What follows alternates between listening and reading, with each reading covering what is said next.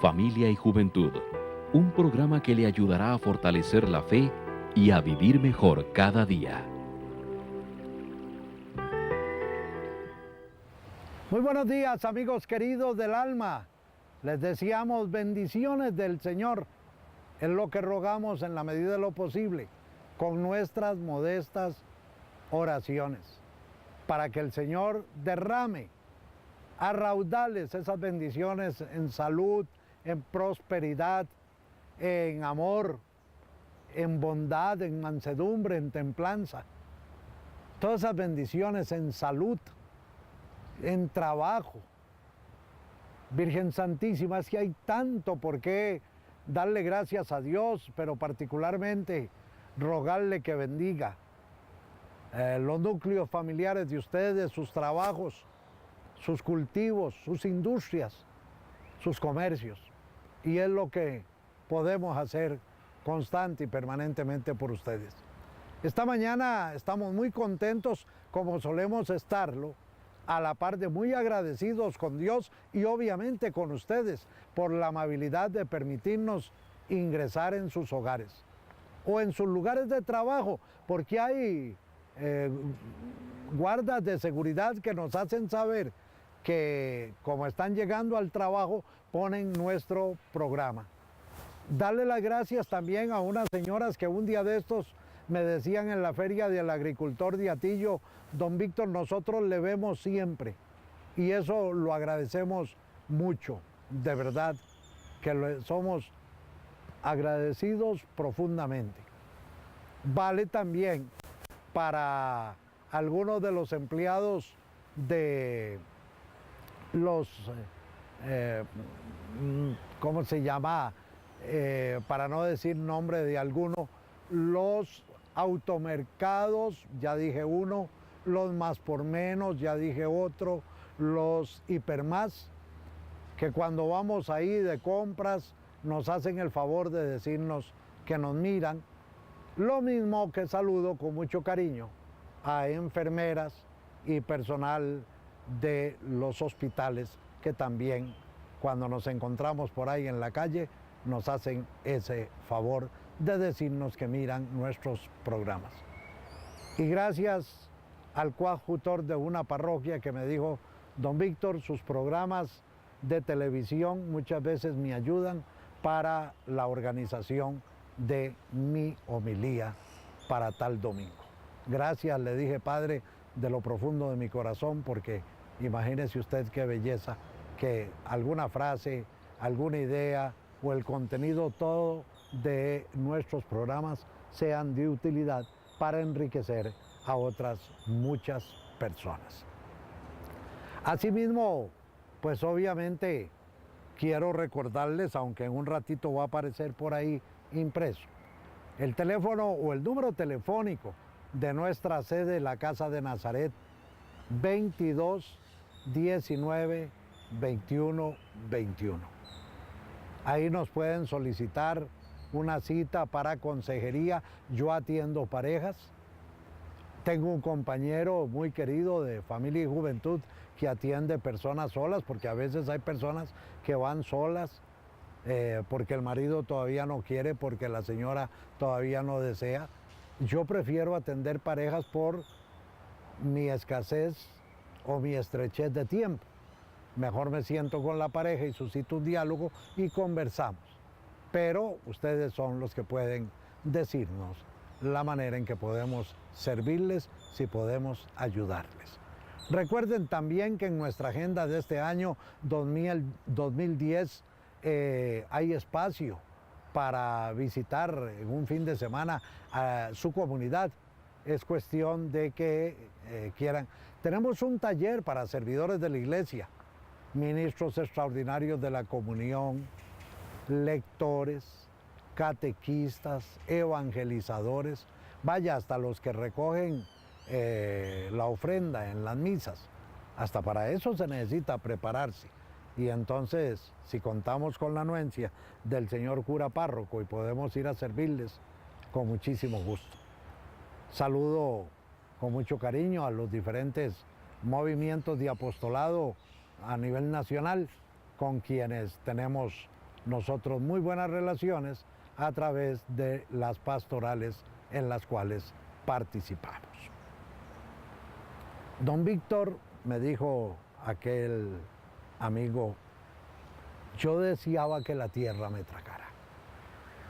Había cometido realmente una infidelidad, una bellísima esposa en toda la extensión de la palabra, una muy linda familia, y lastimosamente mi hermano se cayó. Yo no sé qué hacer, no hallo, yo deseara que la tierra me tragara. No, hermano, le dije, todos somos pecadores. Y quizá algunos más que otros. Pero el Señor Jesús, que tuvo tantas cosas hermosas y bellas para nosotros, dejó lo que nosotros los católicos llamamos el sacramento de la reconciliación, de la penitencia o de la confesión. Y nosotros los católicos vamos donde el presbítero, donde el párroco, donde el sacerdote, a pedir el perdón de nuestros pecados. Dios todo lo perdona, requiere, eso sí, de nuestra buena voluntad.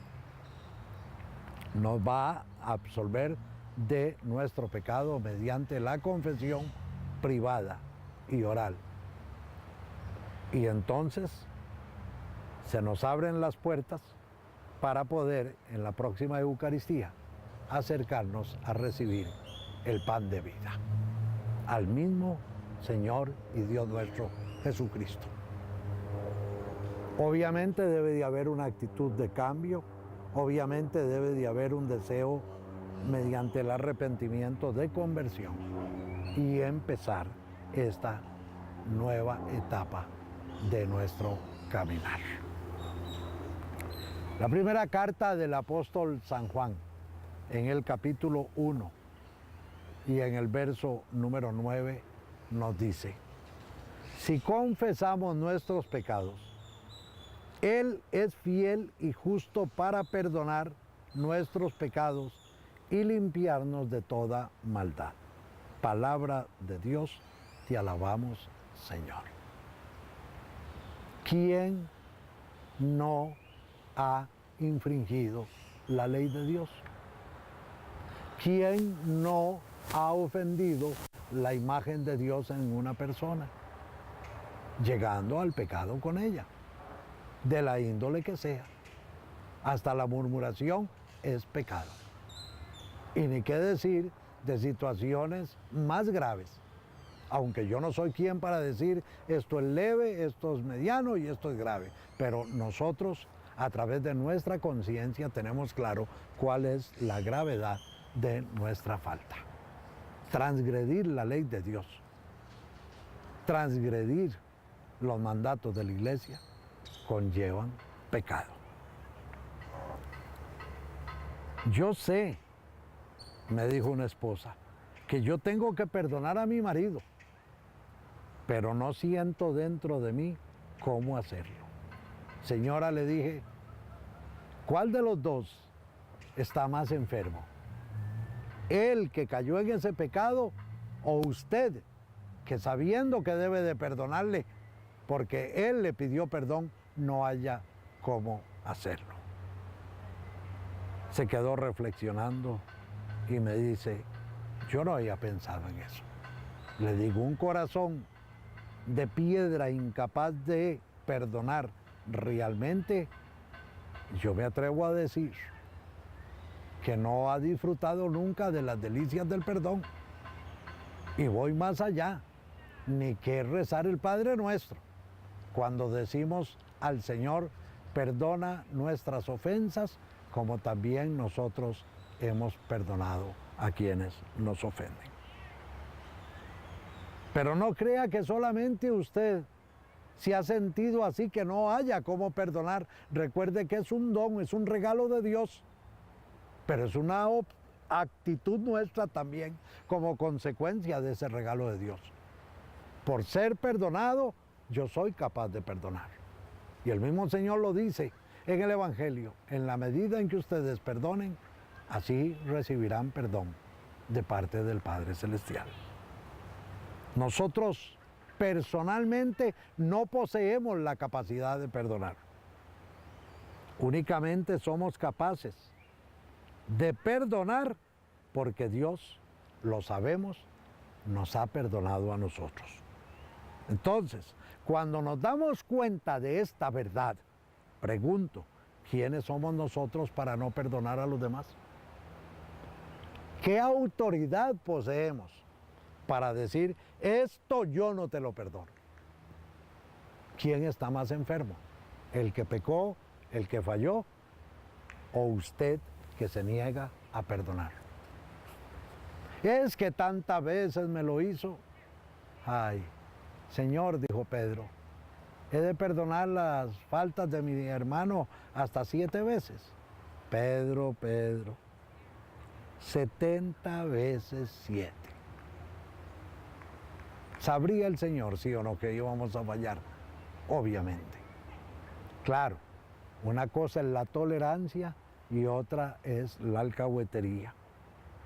Dios es la fuente que nos da la capacidad a nosotros de poder perdonar, particularmente a nuestro cónyuge. Dios ha asumido incluso el riesgo por nuestra confesión y perdón. Pero, dice un autor, y lo tengo aquí escrito, ¿qué cosa marca la diferencia?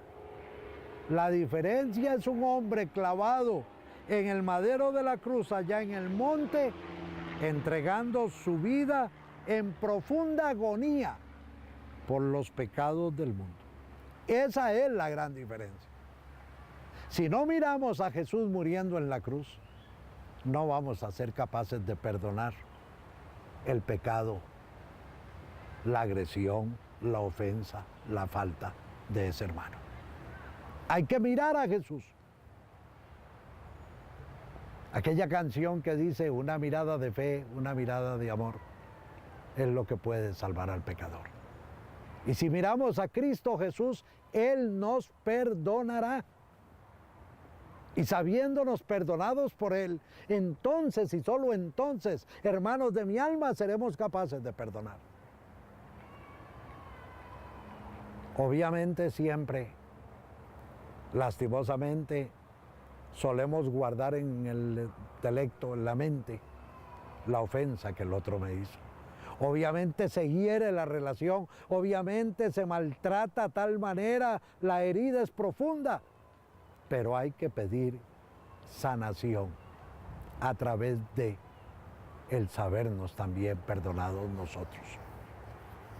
En la cruz, sigue diciendo este autor, Jesús reunió todo el dolor que le habíamos causado al Padre y que Él mismo sintió con Dios.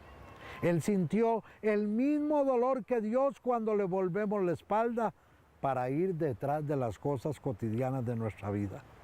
Un dolor compartido entre Jesús y el Padre. Esta fue la manera en que Él confesó nuestros pecados y ocupó nuestro lugar. El que debiera de estar ahí clavado en la cruz es cada uno de nosotros. Y no aquel que siendo justo y siendo Dios fue capaz, por amor, de ir a dejarse clavar en el madero, a entregar hasta la última gota de su sangre para redimirnos. Es la cruz la que puede hacer que nosotros seamos capaces de perdonar y comenzar de nuevo. Así como Jesús dijo, Padre, perdónales porque no saben lo que hacen, para decir un poco después, todo lo he cumplimentado en tus manos, encomiendo mi espíritu. Y se convierte así en nuestro Salvador, se convierte así, sin lugar a dudas, en lo más tierno y amoroso que poseemos y que se identifica plenamente con el perdón. Yo pregunto, y me pregunto a mí mismo, si Dios ha hecho esto por nosotros, ¿por qué nosotros no podemos hacer otro tanto por quien nos ha ofendido por quien nos ha fallado. El Salmo 32, en el versículo 1 nos dice: bienaventurado aquel cuyo pecado ha sido perdonado. Palabra de Dios. Bienaventurado aquel cuyo pecado ha sido perdonado. ¿Habrá sabido David, autor de este salmo,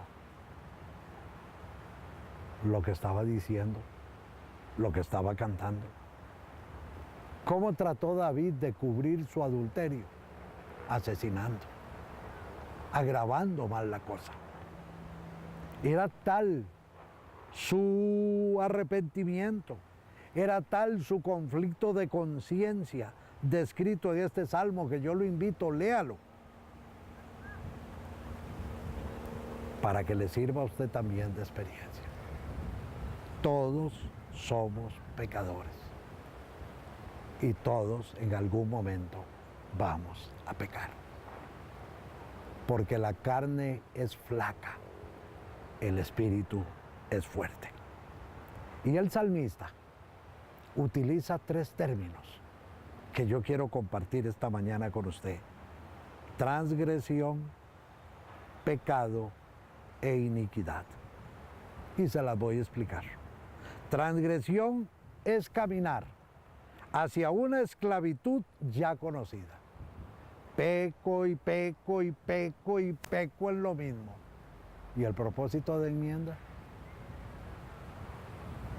Es que sí, yo lo sé, pero ¿y el propósito de enmienda? Pero me levantaré e iré donde mi Padre.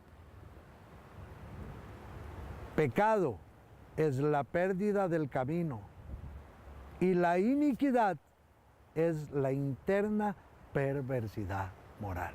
Hay iniquidad en nosotros, no crea que no. Hay pecado en nosotros, no crea que no. Y hay transgresión en nosotros. Decía un sacerdote amigo mío: el pecado empieza aquí, Víctor, y luego viene para acá.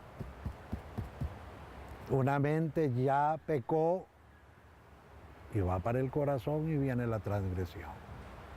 Y ese pecado nuestro, que crea situaciones de pecado, que van creando sociedades de pecado, estructuras de pecado, eso es lo que tenemos nosotros, pecadores todos, en nuestra sociedad.